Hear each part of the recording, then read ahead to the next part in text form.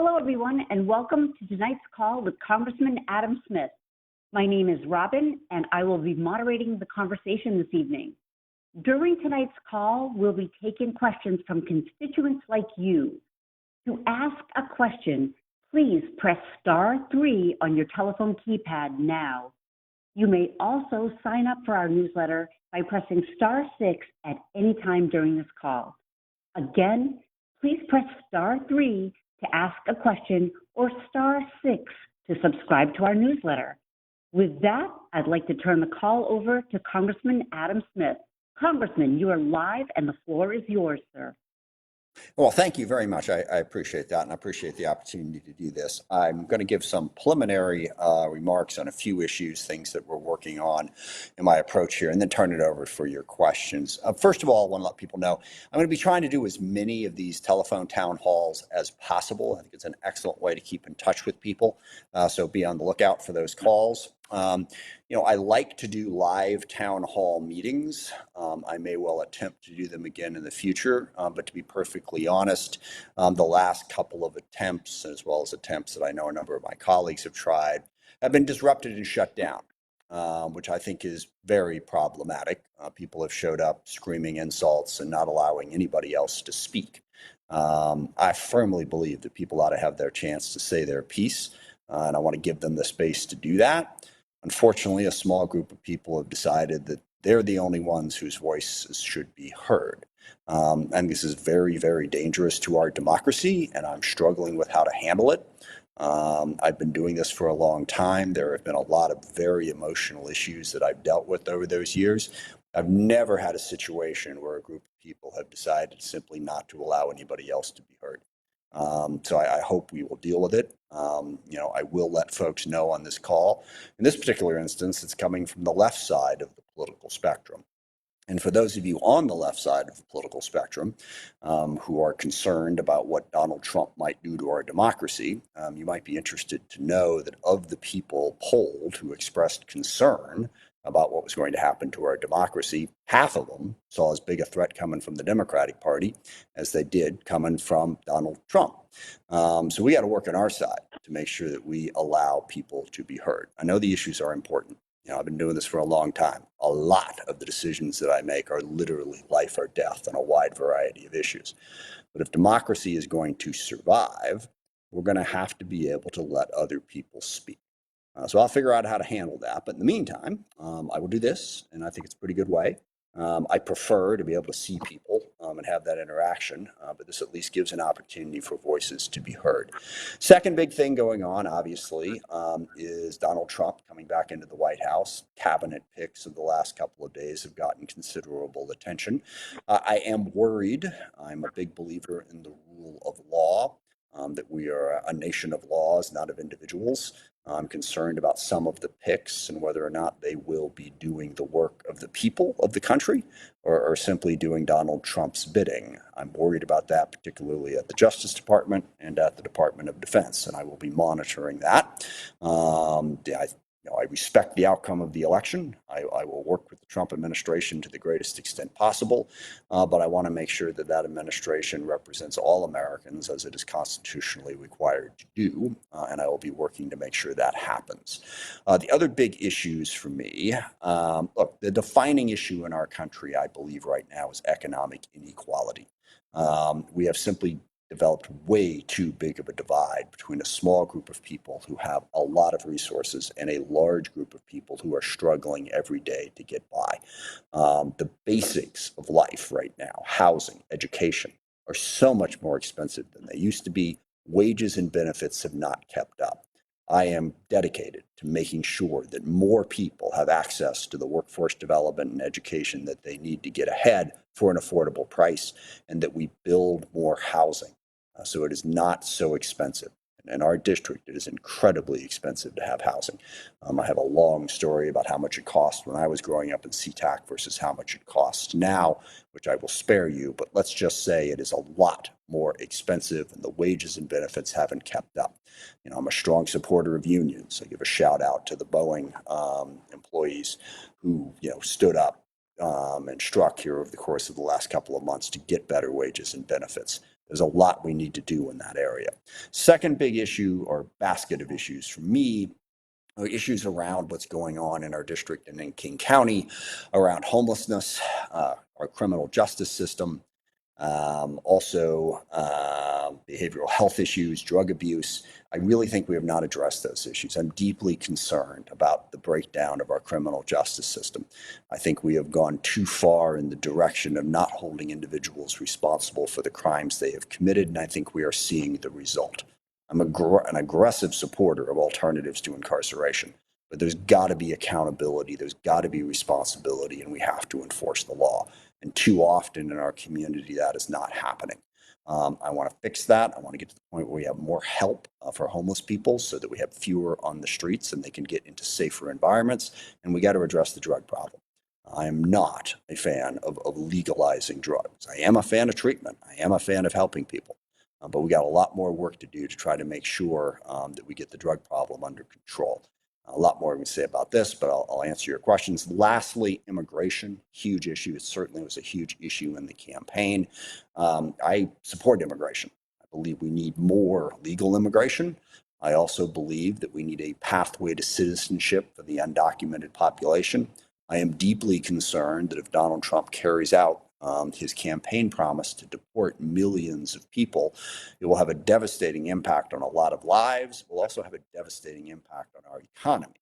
All that said, we need to enforce the law. We cannot let everyone in. We cannot have open borders. We need to have a legal immigration system, and we need to make sure that we have border security and immigration enforcement. I do think that early on in the Biden administration, they were too lax on that. We've seen the result. We've had a major, major problem accommodating all of the migrants that have come into our country, across the country, not just on the border. Many of you, I'm sure, are aware, Tukwila became a center for migrants, and we have been overrun in Tukwila and Federal Way and Kent. Now, the state legislature, the county council is trying to address this issue, and I think we should. I think we should try to help these people as much as we possibly can, but we need a much more orderly immigration system, or it is going to be out of control chaos. So I'll continue to work in that issue. There's a dozen different other things I could talk about. But I know we got started a couple minutes late this evening. I want to make sure I get to your questions. I will do my best to answer them quickly and concisely to get as many people in as possible. So I will turn it back over to our moderator to monitor that process. Thank you, sir. And once again, I'd like to remind you to press *3 if you have a question you'd like to ask the Congressman. Our first question, Congressman, comes from, it's an online question submitted by Donald. Donald asks, how do the Democrats plan to deal with the emergency situation of a fascist Trump presidency? It is going to be a significant challenge. And just so you know, I am concerned about that. I know there's probably some Trump supporters on the call who will think that's, overheated and outrageous. But throughout the campaign, throughout the last 4 years, President Trump President-elect Trump at this point, said over and over again, that he is going to use the Justice Department to punish his enemies. He was going to be a dictator on day one. He is not going to follow the normal rules and standards. And we've seen that in some of the appointments that he has made in the last week. So I'm deeply concerned about it. I think we need to bring attention to those issues and just uphold the rule of law and the standards that the Justice Department, the Department of Defense, our intel community, they're here to serve the country, not to serve one person. And I think we have to call him out on that. To start with, I think we should urge the Senate to do a robust vetting of all of these appointments. The President-elect has also said that he'd like to skip the confirmation process and go to recess appointments. I don't think we should allow that to happen. But I also think, on the political side of it, the Democratic Party needs to do a better job of addressing the issues that are of concern to the American people, and a better job of presenting itself. Look, I firmly believe that some of our policies where we were not as forceful in pushing back against things like defund the police, abolish ICE, and some of the radical identity politics that we've gotten into alienated too much of the country.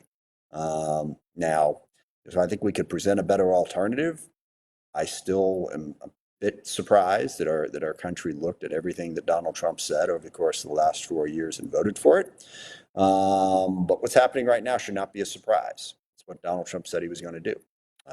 He was going to appoint people who were going to look after him and focus on vengeance against those he feels have wronged him. And we have to worry about that. So we're gonna work on it, but I am aware of the challenge. Thank you, sir. We have another question from Chris. Chris is calling from Pacific. Chris, you are live on the call with the Congressman. Please go ahead and ask your question. Hi, Congressman. I represent classified employees here in Washington State, K-12. What is this going to look like for our K-12 employees? Some are the poorest among us, serving kids. What is Department of Education being gutted going to do to Washington State in our K-12 system? Yeah, no, it is deeply concerning, particularly on the issue that you emphasized there, which is the poorer communities. Look, the federal government funds about 7% of your average school district's budget, but it's a critical 7%. Title I is specifically designed to help out poorer school districts so that they can fund the programs they need. If, in fact, the president eliminates the Department of Education and cuts all of that funding, it will be billions of dollars cut from budgets in the poorest school districts in our country. So, look, we have had candidates before talk about eliminating the Department of Education. Years ago, when I first got elected to Congress, I ran against a member of Congress who had said he was going to do that. And we were able to stop him then, and I think we need to stop them now. I mean, look, Donald Trump's appeal, to the extent that he has it across the country, is to working class people. He stood up and said the Democrats have left the working class behind. People who are struggling need help. We are not going to help struggling people by gutting their access to K-12 education if they happen to be poor. The federal government also funds, I think it's roughly 14% of the cost of IDEA students, Individuals with Disabilities Education Act, which I understand is far short of the 40% that the federal government promised they would fund at it, but it's higher than zero. So if the president zeroes that out, I'm worried about it. The other issue to be worried about is the way the president might want to prosecute the culture war within our school districts. Now, don't get me wrong. I have seen the culture war prosecuted from the far left as well as the far right. I'm not in favor of it in either instance, okay? I think we should be educating our children, teaching them to read and write and think and learn. The school district should not be ground zero for a right-left fight over what the right cultural identity approach is. But President Trump has said a number of times he's going to weigh in. So don't be surprised if there are federal laws proposed, particularly now, that the House and the Senate are both going to be under Donald Trump's control, that we're going to have to fight back against that as well. It is going to be a challenge. Those are some of the specifics that I see coming and things that I'll be speaking out against as consistently as I can. And thank you for your work in the school district. Really, really important work. Thank you. Thank you, Congressman. Your next question comes from Amalia. She was submitted her online question, and she asks, what can we do to fight misinformation? Yeah, no, that's a huge challenge, and that's a huge part of what's been going on in the campaign. And the big challenge there is, and I'm sorry, I'm old. I'm 59 years old, so I remember back to the days when Walter Cronkite, he came on and he told us what was going on in the world, and you had two other stations that you can go to.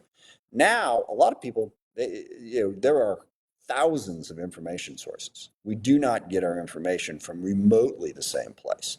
Certainly you can watch Fox News all day and you can watch MSNBC all day and you can think that we're living in two different universes. We're not. There's only one universe. We're all living in it. But those two different perspectives seem to be completely disconnected from each other. But that's the tip of the iceberg. People get their information now from podcasts. They get it from various different obscure websites and online social media sources of information. The best thing we can do is educate people to be more skeptical of what they see and hear. Just because someone's saying it doesn't make it true. Let's double check information. before we leap to conclusions. So personally, I think what we need is a campaign on podcasts, on social media, go to all of the places where people get information and really educate people about the need to better process that information. Don't just believe everything that's said. Now, some of it might be true, but let's be skeptical about it and actually check our sources, because the information that's being driven out there, and it's being weaponized. It's being weaponized by political campaigns. It's being weaponized by China and Russia, who are trying to undermine our democracy by sowing discord. You had the whole story about how FEMA aid was not getting to hurricane victims in North Carolina because it was going to illegal immigrants. Completely false, totally false. Did not happen. 85% of Republicans believed it because their sources of information were telling them that it was true. So we need to rededicate ourselves to the idea that information isn't right or left. It's my team versus their team, and I believe everything my team says. Information is to be processed and analyzed, and reach logical conclusions from it. So I think it's a huge problem right now, and that is how I would start to combat it. And part of how we combat it is we do things like this. Yeah, let's talk. You got something you think you heard, ask me about it. I'll learn something, you'll learn something, and hopefully we'll get closer to the actual truth. Thank you, Congressman. I want to remind our listeners, if you would like to ask a question, please press *3 on your telephone keypad. And if you're appreciating this update, I encourage you to press *6 on your telephone keypad now to sign up for the Congressman's newsletter. Congressman, the next question comes from Conley from Bellevue. Conley, you're live on the call. Please go ahead and ask your question. Hello, Congressman. Hello. My question is, what are we going to do about the foreign investors coming in and purchasing houses and then increasing rent exponentially? Because I know that our family, our housing has gone up double in the last 3 years. Yeah. Look, this is the biggest issue. As I say, if I could wave a magic wand and solve only one public policy problem in this country and in my district, it would be to make housing more affordable. Okay. It is so important to everybody in terms of how big a chunk of their budget has to go just to have a place to live. Number of different ways to attack it. I would ban foreign countries, foreign nationals from buying land in that way, buying property. I also am deeply concerned, and I actually have a piece of legislation to address this. Hedge funds are buying up a lot of what would traditionally be starter homes in this country.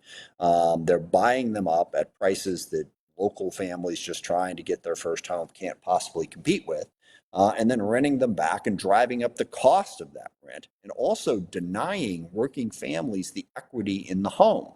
They get the equity. Our workers in our community are forced to rent. So I have a bill that would ban hedge funds from buying up single family houses. Thus far this year, last time I looked, it's been a couple months since I looked, so this number might be higher or lower, but thus far this year, as of a couple months ago, 20% of all single family home purchases in this country were made by hedge funds. That drives up the price by increasing the competition for the housing, and again, crucially denies working people access to equity. Look, the concentration of wealth, as I said in my opening remarks, has been a huge problem. One of the biggest reasons for that is over the course of the last 50 years, we have decided to reward investors, shareholders, and executives while driving down wages and benefits for working people. All right? That's been a huge problem. But the one area where working people traditionally, working families traditionally are able to grow their wealth is equity in their house. You buy a house, it goes up in value. Now the hedge fund folks are going to take that away too, take away the last thing. So we have to block that, and we have to get aggressive about blocking them, foreign nationals, anyone who's coming in and buying housing as an investment to drive up the cost. And we can do that. I've got a bill that does that. So I will work with the Trump administration. I'll work with the new Republican majorities who have claimed they want to stand up for working families, and say, hey, here's something you can do to help protect. Thank you very much. Right. Yeah, thank you. Thank you. Our next question comes from Kelvin from Federal Way. Kelvin, you are live on the call with the Congressman. Please go ahead and ask your question. Good evening, Congressman. Thank you for hearing me. 59 is not old. Don't worry about that. You know, the biggest thing that I see with illegal immigration is this is 2024, and we don't embrace E-Verify. I come from a small farming community back in the day in California before I moved to Washington more than half of my life ago. And the farmers can easily now I paid all my bills with my phone. I'm going to do all my Christmas shopping with my phone. I even get my groceries with my phone. Why can't we use your phone, E-Verify, to verify that the workers are legal workers in the United States? That's my question. And my comment is about this illegal immigration is coming over across. That was my question about the illegal immigration and why we're not, because it comes not just from the southern border, but at SeaTac Airport, where you see people overstay tourist visas and there's no accountability for it. Then they get and God bless them. I'm not saying that everybody is bad, but if you're breaking the rules, you're breaking the rules. And so we need to do something to check that. And it seems like we got a tool already, but we just don't use it. Is there any way you can help with that? Yeah, absolutely. There are multiple layers to this problem. Okay, up front, one of my concerns is, and this is the debate I have within the Democratic Party. Look, as I said, I'm a pro-immigration person. I support increasing legal immigration. I support a pathway to citizenship for many of the undocumented people who are in this country, for reasons I'll get to in a second. But the problem is, in districts like mine, immigration advocates, for the most part, are very aggressive about it. They don't want E-Verify. They are very hostile to any sort of immigration enforcement. I frequently ask the question, and again, I agree with these folks on 90% of the issues. Look, if we're going to have something other than open borders, you have to be able to answer the question, okay, well, who should get deported and who shouldn't be allowed into the country? These are questions that too many folks on my side of the aisle simply refuse to answer. Okay, they don't want to address that. Now, that's the part where I agree with you. The part where I don't know if I disagree with you because you didn't say this, but the part that mitigates why we don't just go, okay, we're doing E-Verify, everybody has to show it. If you don't have it, we're kicking you out. The reason we don't do that is because part of it is that political philosophy that I just described that has some influence, that says no enforcement, no restrictions. We got to stop, harassing any migrant wherever they come from. I don't agree with that. The part that I do have some sympathy with, over the course of, 60, 70 years now, our country has become completely dependent upon migrant labor, undocumented migrant labor.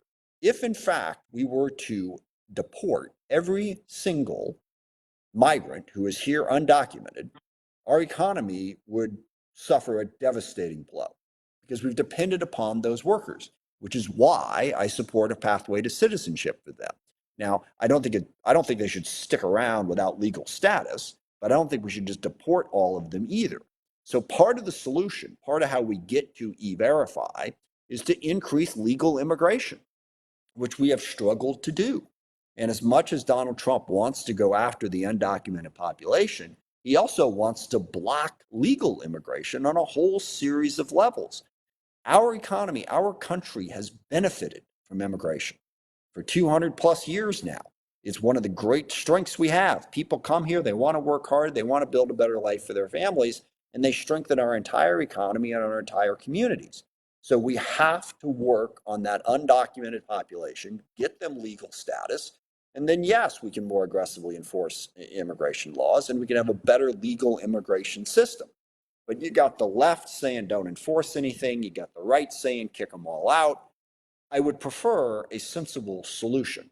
And we've worked on this and tried to do this for a number of years now, and it always gets blocked by the people on the farther side of the right and left spectrum. So that's the explanation, and I understand your frustration. I do. I'm going to keep trying to break through this and get a comprehensive immigration reform bill that reflects those ideas that I just expressed. Thank you, Congressman. Want to remind our listeners, please, if you would like to ask the Congressman a question, please press *3 on your telephone keypad now. Our next question comes from Anil Kumar from Kent.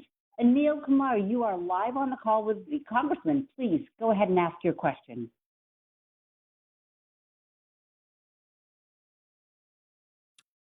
Hello? Anil, are you there? Yes, you're live. Go ahead.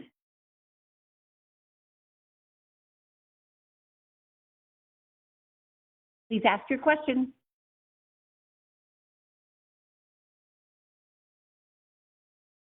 I think we may have to move on.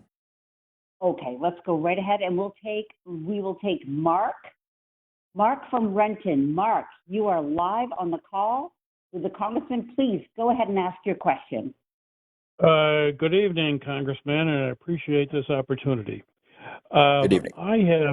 I have great concerns about downtown Seattle and the lack of safety and the rampant crime in central downtown, and apparently the police are paralyzed to do anything about it. I'll give you a brief example of something that really irked me. I am a consulting physician for the state of Washington Workers' Compensation Division. Some months ago, I saw a bus operator from downtown Seattle, and he reports that he would repeatedly, when he was downtown in particular, passengers will come on the bus smoking various kinds of narcotics, and some of them actually blowing the smoke in his face, which actually lit up his pre-existing migraine headaches. And apparently the police will not do anything about it. It's so-called their right. And I tried getting a hold of different leaders. No one returned my calls or emails. And this is just unbelievable. I can help you out there. Yeah. Okay. This is something I've been working on for quite a while. And look, the simplest way to describe this, I don't know if this is simple or not, I'll try to keep this quick. From the 1960s forward, our country slowly adopted an approach to policing that basically was the broken windows theory of crime, which was, if you let the small stuff go, big stuff happens. So we aggressively enforced crime. We had police out there in communities that were high crime. They were very aggressive about how they enforced it. And then also we relied on mass incarceration. We locked a lot of people up.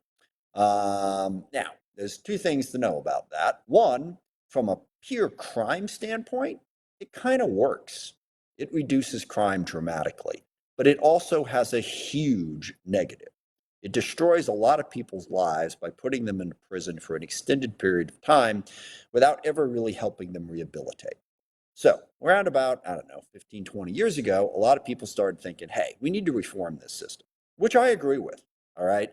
There are alternatives to incarceration. There's a whole bunch of different ways to enforce the law without relying on mass incarceration and hyper-aggressive policing. But what we did around here is we went way too far in the other direction.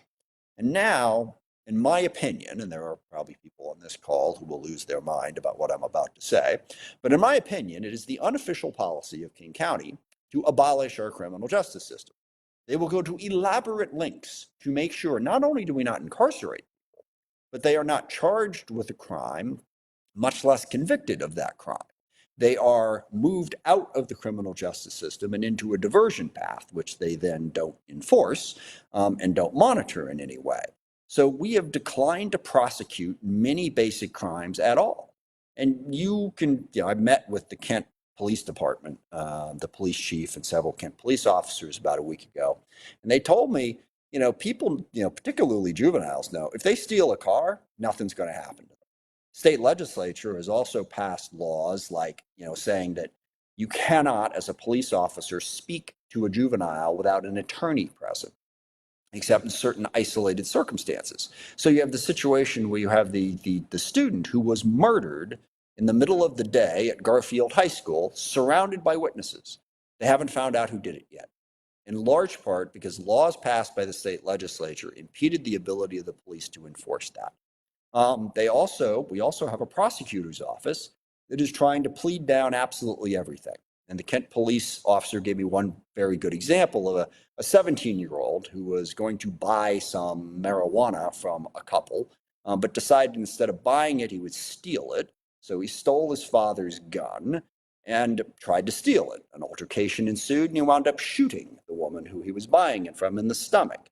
So they arrested him, and the prosecutor said, well, we're not sure that we can charge assault with a deadly weapon because the juvenile's defense is he didn't mean to shoot her, which I can tell you as a former prosecutor, that's not actually a defense. Long story short, they wound up pleading it all the way down to attempted robbery, diverting it, and simply letting it go.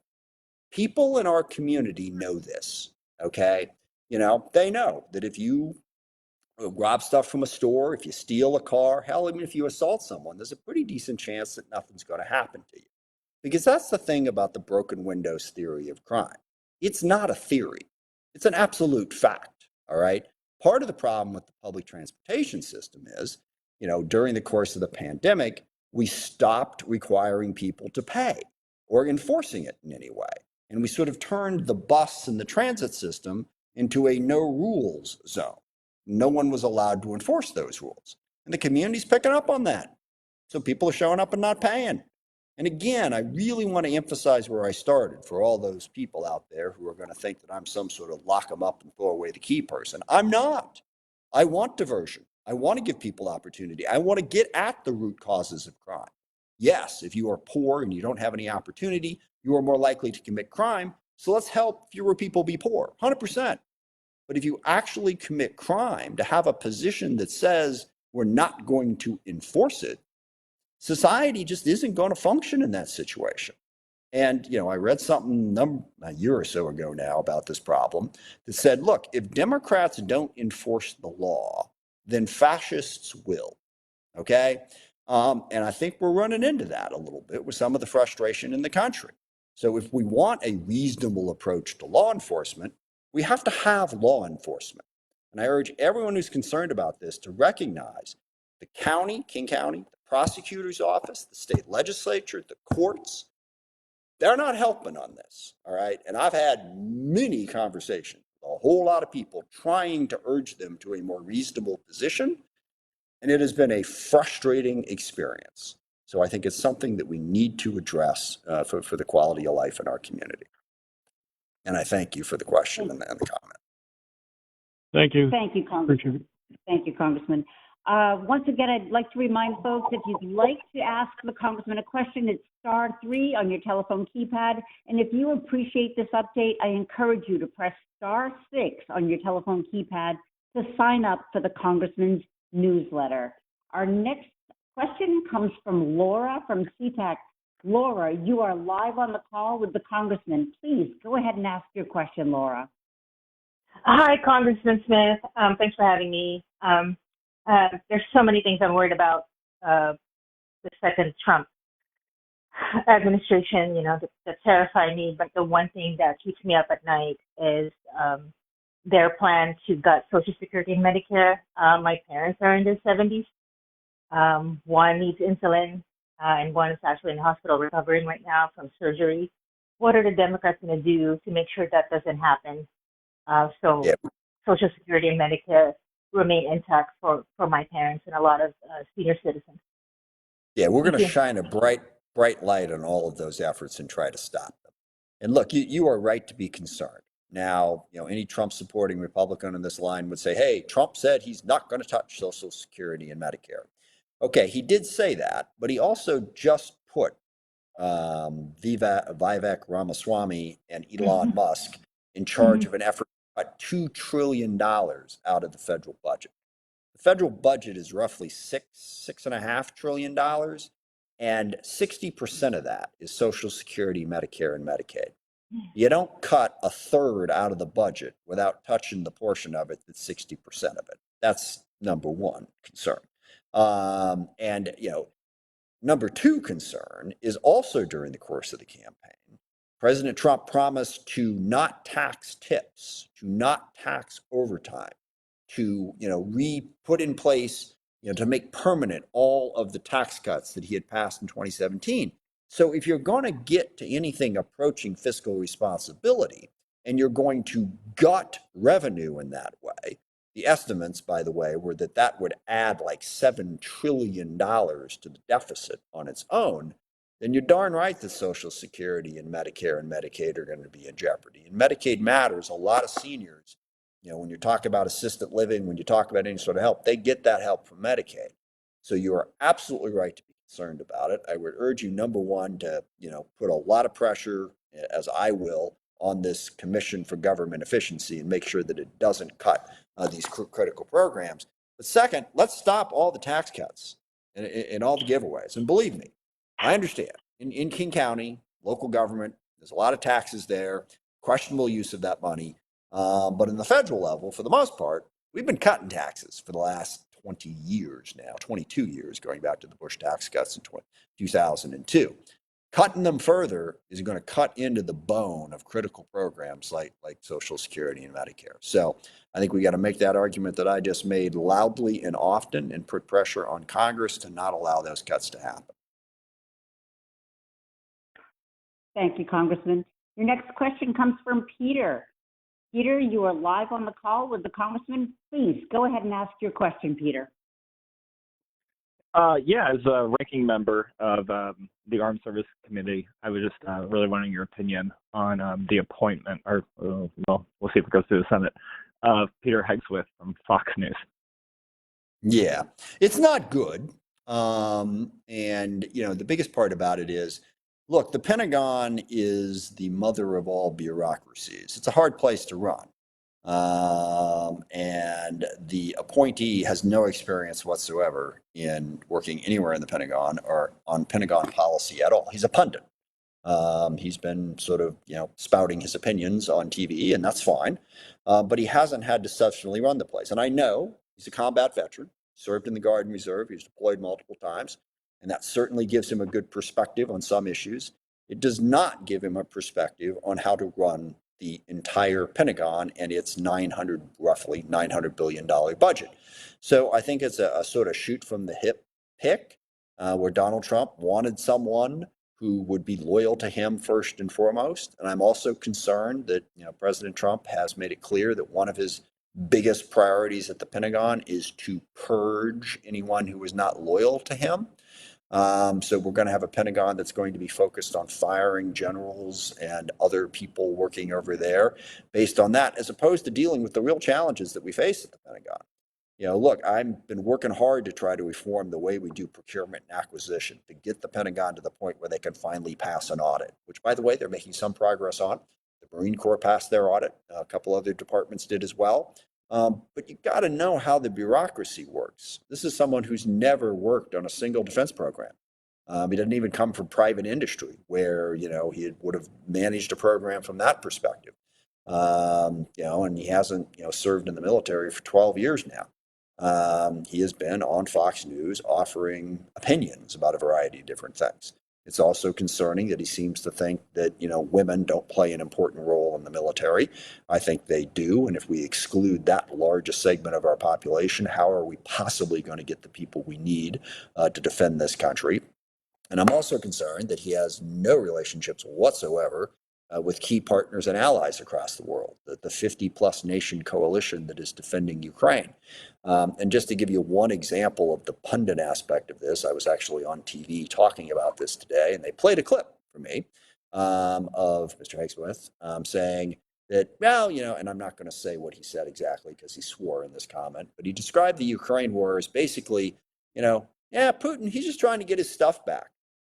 When the Soviet Union was the Soviet Union, Ukraine was part of it. So Putin figures it was part of it, I should get it back. And that is the kind of thing that you can get away with saying if you're just sort of a pundit popping off on Fox News. But if you're actually trying to make policy that's going to help U.S. interests, not good. So he does not appear to have the background or the experience to do the job. And his initial comments about how he would do the job is equally alarming. So again, I'll say what I said at the outset. The Senate really needs to do its job and make sure that all of these picks are thoroughly vetted and thoroughly asked about what are their plans. Because if they were simply picked only to be loyal to President Trump no matter what, that is not what you should look for in these appointments. That is not what we should expect, and they should not be confirmed. Thank you, Congressman. The next question it's an online question. It comes from Christina, and she asks, can Congress realistically push back on Trump's policies with what is now immunity for official acts of the presidency? What tools are available to make sure they can't bypass blockades by Congress? Yeah, no, that is a very real concern, on two levels. I mean, first of all, before we get to the level that the caller referenced, the online question referenced, there's also the concern that the Republicans are now going to control the Senate and the House. Narrowly, it'll be 53-47 in the Senate in all likelihood, maybe 52-48. And in the House, it's going to be like 221 to 214. So it's going to be tight. But their absolute pledge of loyalty to Trump calls into question whether or not they will uphold the legislative branch priorities and stand up to excessive and abuses of the executive power, or if they'll just let Trump do what they're going to do. And then, one of many disastrous decisions by the Supreme Court was the one where they basically came really close to saying the president's above the law. As long as it's, quote, acting in his official capacity, they gave the executive incredibly broad power and really didn't explain how that power was restricted. So it's going to be very difficult. Now, I will say what we have to do is got to make the case. And then we also have to really figure out, the American people voted for Donald Trump. And there was a reason for that. We got to understand that reason. We got to be able to appeal to at least some of those people on their terms. Okay, we can't just look at it and go, oh my gosh, what did you people do? This is idiotic. No, that's not a way to sort of persuade people. They had their reasons. I think some of the reasons were concerns about the Democratic Party that I mentioned earlier and will not restate here. We have got to build a bigger coalition that is concerned about these issues than we were able to build over the course of the last 4 years. And the work on that starts right now. Thank you, Congressman. Your next question comes from Hazel of Seattle. Hazel, you're live on the call with the Congressman. Please go ahead and ask your question, Hazel. Hi, Congress Smith. My question is, what is the Democrats doing about convincing President Biden before he leaves office to level out the Supreme Court by adding 4 new justices to it? Yeah, that's not going to happen. There's not enough time for that to happen, even if we could pass a law. I mean, to add justices to the court would require legislation, which we don't, the Republicans, control the House now, even before then. So we would not be able to do that. Even if we were able to do that, this Congress is done at the end of December. And there would be considerable risk that all we would be doing would be handing Donald Trump another 4 nominations. So I don't support going that route. I share your concern about the Supreme Court, the decisions they made, the way they have become very partisan, the way they don't obey ethics rules at all. Very concerned about it. Personally, I think what we ought to do is get term limits in for the Supreme Court.